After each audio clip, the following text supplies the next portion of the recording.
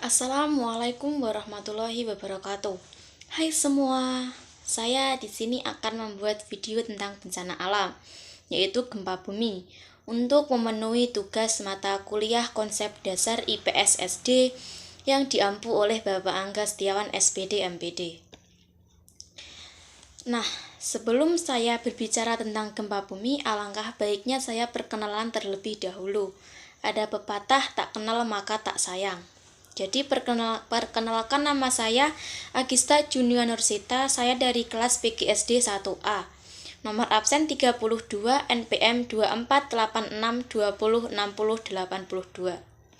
Selanjutnya saya akan langsung ke penjelasannya. Sesuai dengan topik saya yaitu gempa bumi. Jadi saya akan berbicara tentang gempa bumi. Sebagai masyarakat Indonesia, kita pasti sudah tidak asing dengan istilah gempa bumi. Fenomena alam ini sering terjadi di berbagai daerah, terutama di wilayah yang terletak di sekitar cincin api Pasifik, tempat banyaknya aktivitas seismik.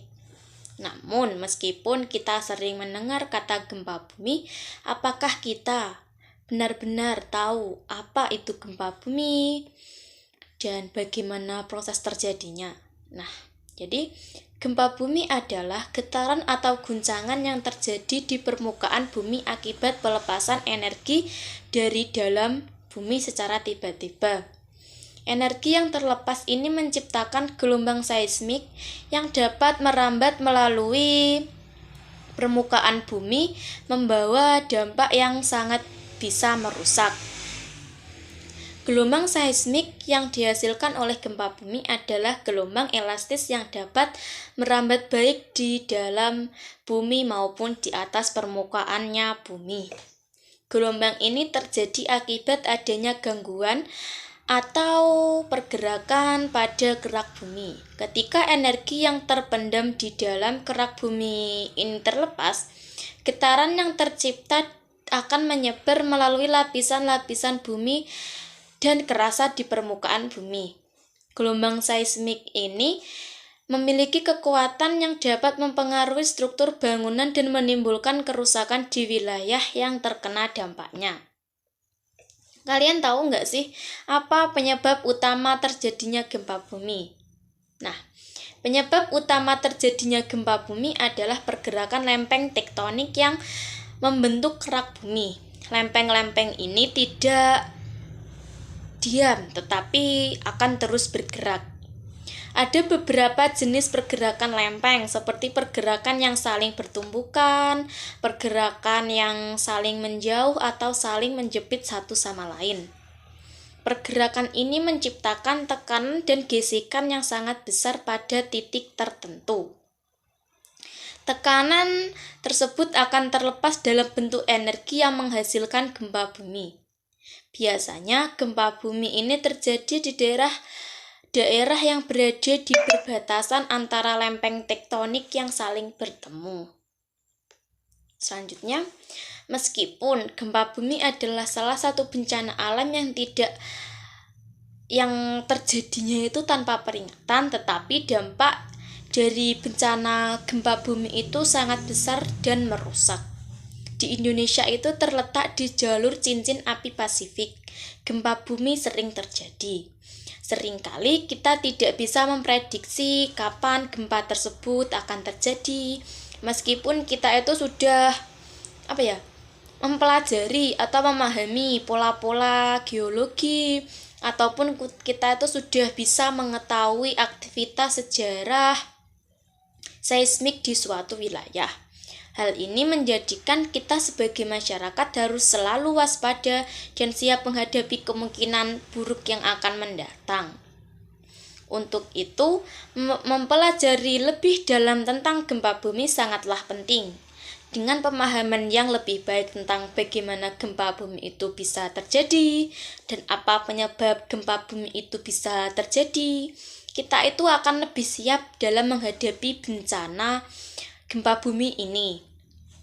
Selain itu, pengetahuan ini juga membantu kita dalam mengurangi resiko yang mungkin timbul akibat gempa bumi, terutama dalam hal mitigasi bencana dan perencanaan pembangunan yang lebih tahan terhadap guncangan gempa. Ataupun ada juga mungkin kita bisa mengurangi resiko seperti adanya gangguan jiwa ataupun stres. Bisa dikatakan itu adalah gangguan di bidang psikologis. Sebagai langkah persiapan, penting bagi kita untuk mengetahui bagaimana cara menghadapi gempa bumi saat gempa bumi itu terjadi. Nah, semisal gempa bumi itu terjadi, kita itu harus mengetahui posisi yang aman di dalam rumah. Seperti berlindung di bawah meja ataupun struktur yang lebih kuat, serta menghindari berada di dekat jendela ataupun barang-barang benda yang bisa jatuh. Selain itu, perencanaan evakuasi dan memahami serta cara membaca peringatan dini juga merupakan hal-hal yang perlu dipersiapkan. Dengan kesadaran dan pengetahuan yang lebih mendalam tentang gempa bumi, kita sebagai masyarakat Indonesia itu dapat lebih siap dalam menghadapi bencana alam ini. Mengedukasi diri tentang gejala-gejala yang muncul sebelum gempa, serta memahami cara-cara untuk meminimalkan kerusakan dan melindungi diri saat gempa itu terjadi akan sangat penting membantu dalam menjaga keselamatan. Melalui persiapan yang matang, kita dapat mengurangi dampak buruk dari gempa bumi dan meminimalkan jumlah korban dalam kerusakan yang ditimbulkan. Nah, jadi untuk kita itu atau untuk pembelajaran pengetahuan bagaimana cara menghadapi gempa bumi, apa penyebab gempa bumi itu bisa dilakukan sejak dini. Jadi pembelajaran itu tidak hanya saat kita sudah dewasa. Berbicara tentang gempa bumi itu banyak terjadi di Indonesia, seperti yang baru saja terjadi di Yogyakarta pada bulan Agustus lalu. Nah, saya akan menjelaskan tentang gempa bumi yang terjadi di Yogyakarta. Nah, gempa bumi ini yang terjadi di Yogyakarta terjadi pada hari Senin, tanggal 24 Agustus 2024. Tepatnya pukul 19.57 waktu Indonesia Barat. Gempa bumi ini tuh mengguncang wilayah Yogyakarta, terutama di Kabupaten Gunung Kidul. Kejadian gempa ini terjadi sekitar pukul 8 malam. Kenapa bisa dikatakan pukul 8 malam? Karena terjadinya gempa itu sudah jam 19.57 waktu Indonesia Barat. Dan gempa ini tuh menimbulkan kehebohan di kalangan masyarakat setempat. Meskipun gempa yang terjadi tersebut itu terjadinya itu sudah beberapa bulan yang lalu, tetapi dampak dari gempa tersebut itu masih terasa. Dan masyarakat pun masih diingatkan akan pentingnya kesiapsiagaan menghadapi bencana alam, khususnya gempa bumi. Gempa bumi ini memiliki kekuatan 5,8 pada skala Richter. Ini menimbulkan kerusakan di beberapa wilayah dan memerlukan perhatian khusus dari berbagai pihak. Sebagai respon tepat atau cepat terhadap kejadian ini, pada tanggal 26 Agustus 2024, Stasiun Geofisika Sleman segera mengirimkan tim survei ke daerah terdampak untuk melakukan pengukuran mikrotremor dan pengamatan mikroseismik. Kegiatan survei ini dilakukan pada tanggal 27 Agustus 2024 dengan tujuan untuk memantau dampak gempa dan mengidentifikasi penyebab kerusakan yang terjadi di wilayah Kabupaten Gunung Kidul. Tim survei ini dikirimkan terdiri dari beberapa pihak terkait, termasuk tim reaksi cepat atau bisa disingkat TRC Kabupaten Bantul, BPBD Kabupaten Gunung Kidul, serta aparat pemerintah setempat seperti Kalurahan dan Babinsa.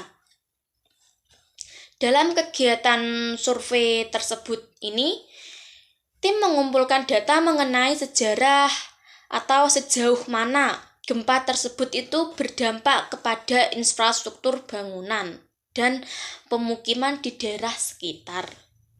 Pengukuran mikrotremor bertujuan untuk menganalisis getaran tanah yang lebih kecil dan dampaknya terhadap struktur bangunan. Sementara itu, pengamatan mikroseismik itu digunakan untuk mengevaluasi tingkat kerusakan bangunan dan infrastruktur yang lebih besar serta mengidentifikasi area yang paling berpengaruh terhadap atau oleh gempa tersebut. Jadi, beberapa pihak tersebut itu memiliki tugas masing-masing.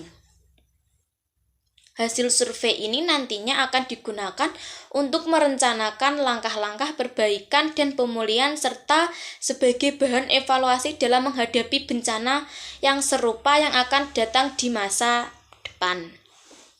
Pemetaan daerah yang terkena dampak juga akan membantu pihak berwenang untuk mengalokasi bantuan dan sumber daya dengan lebih cepat. Selain itu, kegiatan survei ini bertujuan untuk meningkatkan kesiapsiagaan masyarakat untuk meminimalkan kerugian jika terjadi gempa bumi di masa yang akan mendatang. Masyarakat dihimbau untuk lebih memperhatikan standar konstruksi bangunan tahan gempa. BMKG Yogyakarta menyarankan agar masyarakat itu bisa memperhatikan aspek-aspek teknis dalam mendirikan bangunan terutama di daerah yang rawan gempa seperti Yogyakarta. Standar konstruksi yang baik dapat membantu mengurangi resiko kerusakan yang ditimbulkan oleh gempa bumi, serta memberikan perlindungan lebih bagi penghuni bangunan. Oleh karena itu, pentingnya bagi masyarakat untuk mendapatkan informasi terkait cara membangun rumah atau bangunan yang lebih aman dari ancaman gempa bumi. Selain itu, BMKG juga mengingatkan masyarakat untuk selalu memantau informasi terkini mengenai gempa bumi melalui kanal resmi BMKG. Gempa bumi ini perlu pantauan. Masyarakat itu memerlukan pantauan terhadap gempa bumi agar sewaktu-waktu adanya himbauan ada gempa bumi, masyarakat itu sudah ada persiapan. Pemantauan ini sangat penting agar masyarakat dapat menerima informasi yang lebih akurat dan dapat diandalkan, serta mengetahui langkah-langkah yang harus diambil jika terjadi gempa. Kanal resmi BMKG menyediakan informasi yang terupdate mengenai prediksi dan peringatan dini gempa bumi, sehingga masyarakat itu akan lebih siap dan terhindar dari dampak yang lebih buruk. Selain dari segi fisik, kesiapsiagaan mental itu juga sangat penting. Jadi masyarakat itu tidak hanya untuk menyiapkan dari segi fisik ataupun material, kesiapsiagaan mental itu juga sangat penting dalam menghadapi gempa bumi. Oleh karena itu, selain meningkatkan kesadaran akan pentingnya standar konstruksi yang aman, BMKG juga mendorong masyarakat agar lebih peduli terhadap pendidikan mitigasi bencana dengan mengetahui cara-cara bertahan hidup dan langkah-langkah yang harus diambil saat gempa itu terjadi. Masyarakat dapat lebih tenang dan tangguh dalam menghadapi bencana. Kedepannya, masyarakat itu diharapkan melalui upaya-upaya survei, peningkatan konstruksi bangunan yang tahan gempa, serta kesadaran mitigasi bencana dampak dari gempa bumi dapat lebih diminimalisirkan. Kegiatan survei ini bisa dikatakan oleh Stasiun Geofisika Sleman bersama dengan dukungan dari berbagai pihak terkait. Adalah salah satu langkah penting dalam memastikan kesiapsiagaan masyarakat menghadapi bencana alam ini. Nah, dengan persiapan yang matang, masyarakat itu atau kita semua dapat meminimalkan resiko yang meningkatkan keselamatan bersama. Ada pula, berdasarkan BMKG, pusat gempa terletak di Samudra Hindia. Ada pula menurut USGS, gempa itu juga berbeda dengan pendapatnya BMKG. Ada pula juga pendapat dari GFZ. Baik, saya akan menjelaskan. Gempa yang terjadi baru-baru ini tuh memiliki pusat yang terletak di Samudra Hindia. Berdasarkan informasi yang dirilis oleh BMKG, koordinat pusat gempa menurut BMKG adalah 110,27 BT dan 8,78 LS yang berada pada sekitar 99 km selatan kota Bantul. Gempa ini tercatat memiliki magnitudo 5,8 dengan kedalaman 30 km. Data ini menunjukkan bahwa gempa tersebut cukup disignifikasikan dalam mempengaruhi wilayah sekitar, terutama di sekitar pesisir selatan pantai Pulau Jawa. Dari sumber lain yaitu menurut USGS. Nah, menurut USGS itu memberikan koordinat yang sedikit berbeda dengan pusat gempa, yakni pada 110,181 BT dan 8,718 LS. Meskipun lokasi pusat gempa itu hampir sama dengan data yang diperoleh BMKG tersebut, magnitudonya itu sedikit lebih rendah atau lebih sedikit, yaitu 5,6. Dan kedalamannya itu 60,9 km. Perbedaan ini menunjukkan bahwa meskipun informasi dari berbagai lembaga itu sedikit bervariasi, gempa tersebut itu tetap berpotensi menyebarkan dampak yang cukup besar. Ada pula dalam laporan lain, menurut lembaga GFZ memberikan informasi terkait pusat gempa yang sedikit berbeda lagi. Menurut GFZ, pusat gempa itu terletak pada koordinat 110,28 BT dan 8,58 LS dengan magnitudo tercatat 5,4 dan kedalaman 66 km. Perbedaan dalam data ini menunjukkan adanya variasi dalam metode pengukuran dan alat yang dipergunakan oleh masing-masing lembaga, namun tetap menggambarkan kejadian gempa yang cukup kuat. Jadi walaupun dari ketiga lembaga tersebut memiliki hasil survei yang berbeda-beda, tetapi gempa itu juga cukup berpotensi menyebarkan dampak yang cukup besar dan juga menggambarkan kejadian gempa itu cukup kuat.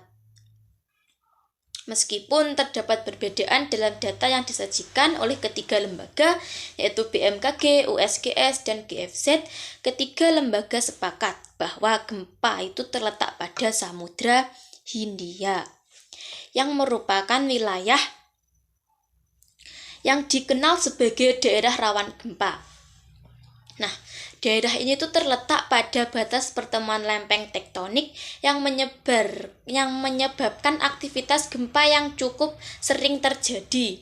Kejadian gempa ini mengingatkan kita akan pentingnya kesiapsiagaan terhadap bencana alam yang bisa datang sewaktu-waktu, karena bencana gempa ini tidak dapat diprediksi dengan tangan kosong saja. Tidak ada tanda-tanda ketika gempa itu akan datang. Jadi masyarakat itu diingatkan pentingnya kesiapsiagaan terhadap bencana alam yang bisa datang sewaktu-waktu. Nah, dari kedalaman gempa tersebut kan juga bervariasi. Jadi memberikan gambaran juga yang berbeda tentang potensi dampak gempa yang terjadi di wilayah. Kedalamannya lebih dangkal seperti yang dilaporkan oleh BMKG cenderung menghasilkan getaran yang lebih kuat di permukaan, meskipun magnitudonya tidak sebesar yang dicatat oleh USGS dan GFZ. Sebaliknya, gempa dengan kedalaman lebih dalam, meskipun magnitudonya lebih rendah, itu bisa menyebabkan dampak yang lebih luas karena energi yang dilepaskan menyebarkan lebih rata. Meskipun begitu, pentingnya untuk dicatat bahwa perbedaan angka dalam data yang disajikan oleh ketiga lembaga, BMKG, USGS, dan GFZ, itu tidak mengurangi kenyataan bahwa gempa ini cukup disignifikasikan dan berpotensi menimbulkan dampak di kawasan sekitar. Penanganan dan mitigasi bencana harus dapat diperkuat, terutama di daerah-daerah yang rentan terhadap gempa bumi. Berbagai pihak, termasuk pemerintah dan masyarakat, harus selalu waspada dan mempersiapkan diri untuk menghadapi kemungkinan terburuk. Kejadian gempa ini juga mengingatkan kita akan pentingnya kerjasama antar lembaga-lembaga internasional dan nasional dalam melakukan pemerataan dan analisis gempa bumi. Perbedaan data yang muncul dapat menjadi bahan evaluasi dalam memperbaiki sistem pemantauan dan peringatan dini gempa bumi di masa depan.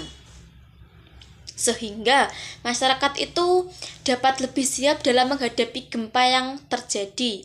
Diharapkan dengan adanya upaya-upaya tersebut dampak dari bencana gempa dapat diminimalisirkan.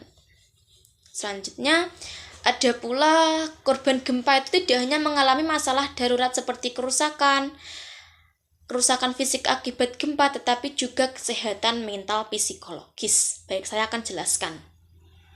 Gempa bumi ini tuh seringkali meninggalkan dampak yang sangat besar pada korban, tidak hanya dari segi fisik, tetapi juga dari segi kesehatan mental. Ketika sebuah bencana terjadi, seperti gempa bumi yang mengguncang wilayah, banyak korban yang mengalami kerusakan fisik akibat runtuhnya bangunan dan benda-benda yang jatuh. Namun, selain kerusakan tersebut, masalah kesehatan mental juga muncul sebagai dampak yang tidak kalah signifikan. Kondisi ini seringkali diabaikan, padahal dampaknya akan dapat berlanjut dalam jangka waktu yang lama. Salah satu masalah kesehatan mental yang paling sering dialami korban gempa bumi adalah kecemasan atau ansietas. Kecemasan ini dapat muncul karena korban merasa takut akan ancaman yang terus-menerus, baik itu terkait dengan gempa susulan maupun ketidakpastian masa depan. Perasaan cemas ini seringkali menyebabkan korban sulit tidur, merasa gelisah, dan terhambat dalam menjalani aktivitas sehari-hari. Kecemasan ini berlebihan dapat memperburuk kualitas hidup mereka dalam waktu yang cukup lama. Selain kecemasan, tekanan atau stres juga menjadi masalah psikologis yang sering dirasakan oleh korban gempa bumi. Stres akibat bencana gempa bumi itu biasanya disebabkan oleh perubahan besar dalam kehidupannya setelah masyarakat itu mengalami bencana gempa bumi tersebut, seperti kehilangan orang yang tercinta, tempat tinggal, ataupun pekerjaan. Tuntutan untuk bertahan hidup dan menghadapi ketidakpastian pasca gempa membuat banyak orang itu merasa tertekan akan kehidupannya yang sekarang setelah kejadian bencana tersebut. Stres yang berkepanjangan ini tuh dapat menurunkan sistem kekebalan tubuh, memperburuk kondisi fisik, bahkan menyebabkan gangguan psikologis lebih lanjut. Nah, selain kedua masalah tersebut seperti kecemasan dan stres, ada juga depresi ataupun kemurungan. Depresi atau kemurungan itu juga sering menjadi dampak lanjutan yang dialami oleh korban gempa. Kehilangan yang dialami baik itu harta benda, orang-orang terdekat, ataupun kehidupan yang telah terbiasa dapat menurunkan semangat hidup dan menyebabkan perasaan putus asa. Depresi ini dapat menyebabkan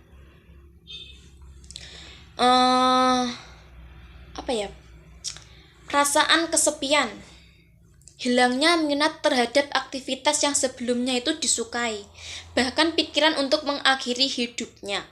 Tanpa penanganan yang tepat, depresi dapat berkembang menjadi gangguan mental yang lebih serius. Selanjutnya ada juga trauma pasca gempa. Trauma pasca gempa ini adalah masalah psikologis lain yang sering muncul. Banyak korban gempa yang mengalami ingatan buruk ataupun flashback yang mengingatkan mereka kepada kejadian traumatis tersebut. Mereka mungkin akan merasa cemas dan takut ketika mendengarkan suara gemuruh, akan merasakan guncangan ringan, atau melihat gambar yang mengingatkan mereka pada bencana yang telah terjadi. Trauma ini bisa berlangsung lama, bahkan bertahun-tahun, dan mengganggu kemampuan korban untuk berfungsi dalam kehidupan sehari-hari. Nah, jadi dari keempat masalah kesehatan mental itu seringkali tidak langsung terlihat ya. Karena korban gempa itu akan lebih fokus ke upaya pemulihan fisik dan material. Namun, pentingnya untuk menyadari bahwa gangguan psikologis dapat berlanjut setelah bencana berlalu. Korban yang tidak mendapatkan dukungan psikologis yang memadai beresiko dalam gangguan mental yang lebih berat. Oleh karena itu, selain bantuan fisik dan material, penyediaan layanan kesehatan mental juga sangat penting dalam proses pemulihan. Untuk itu diperlukan perhatian lebih dari berbagai pihak, baik pemerintah, organisasi, kemanusiaan, maupun masyarakat, dalam memberikan dukungan psikologis kepada korban gempa. Ada pula penyuluhan mengenai pentingnya kesehatan mental. Kegiatan penyuluhan itu juga sangat penting terhadap masyarakat atau korban yang mengalami atau korban yang terkena bencana gempa tersebut. Penyuluhan mengenai pentingnya kesehatan mental, pendampingan psikologis, dan terapi untuk korban trauma harus dilakukan secara menyeluruh. Dengan penanganan yang tepat, korban dapat pulih dan tidak hanya dari segi fisik maupun juga mental dan kembali menjalani kehidupan mereka dengan lebih baik. Selanjutnya ada juga berdasarkan hasil survei yang ditemukan bahwa sebagian besar kerusakan bangunan itu di wilayah terdampak diduga disebabkan oleh kondisi geologi setempat, khususnya tebalnya lapisan sedimen yang ada serta kualitas bangunan yang tidak memenuhi standar konstruksi tahan gempa. Kerusakan ini mencangkup retak hingga robohnya sejumlah bangunan di beberapa titik. Baik, saya akan menjelaskan tentang itu. Berdasarkan hasil survei yang dilakukan di wilayah terdampak, sebagian besar kerusakan bangunan itu diduga berkaitan erat dengan kondisi geologi setempat. Salah satu faktor utama yang ditemukan adalah tebalnya lapisan sedimen yang ada di bawah permukaan tanah. Lapisan sedimen yang tebal ini dapat memperburuk dampak gempa bumi karena kemampuan tanah untuk meredam guncangan menjadi terbatas. Selain itu, kualitas bangunan yang ada di wilayah tersebut juga menjadi faktor penting dalam kerusakan yang terjadi.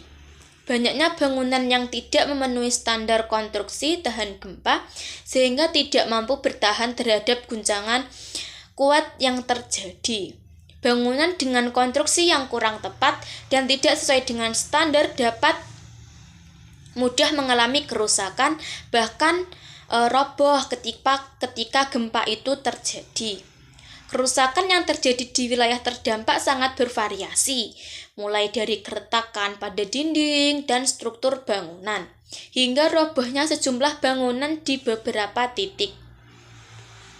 Keretakan ini seringkali menjadi tanda pertama bahwa suatu bangunan itu mampu atau tidak mampu lagi menahan tekanan dari gempa. Di titik-titik lain, beberapa bangunan itu bahkan akan roboh sepenuhnya, menyebabkan kerusakan yang lebih luas dan berpotensi menimbulkan korban jiwa. Selain faktor geologi dan kualitas bangunan, dampak gempa bumi juga dipengaruhi oleh kerapatan bangunan di wilayah tersebut. Di daerah yang padat penduduk, kerusakan yang terjadi akan lebih besar karena banyak bangunan yang berdekatan dan saling berbagi beban guncangan. Hal ini memperparah dampak kerusakan karena jika salah satu bangunan itu rusak dapat merembet ke bangunan yang lain. Dalam menghadapi potensi kerusakan seperti ini, pentingnya untuk memperhatikan kedua faktor utama tersebut, yaitu kondisi geologi setempat dan kualitas konstruksi bangunan. Peningkatan standar pembangunan dan pemahaman lebih lanjut mengenai resiko gempa bumi dapat membantu mengurangi kerusakan yang terjadi di masa depan serta meningkatkan keselamatan masyarakat di daerah rawan gempa.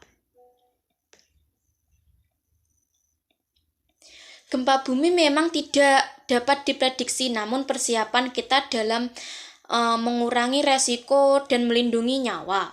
Mari kita tingkatkan kesadaran akan bencana alam ini dengan selalu siap menghadapi kemungkinan terburuk. Ingat, keselamatan adalah hal yang utama. Ayo bersama-sama kita belajar, berbagi informasi, dan memperkuat kesiapsiagaan. Terus jaga diri, keluarga, dan lingkungan sekitar, karena dengan pengetahuan dan persiapan kita dapat menghadapi tantangan yang lebih termasuk gempa bumi. Sekian penjelasan saya tentang gempa bumi. Terima kasih telah menyaksikan video ini dan tetap waspada, selamatkan diri dan orang tercinta. Sekian dari saya, ada kurang lebihnya saya mohon maaf. Wassalamualaikum warahmatullahi wabarakatuh.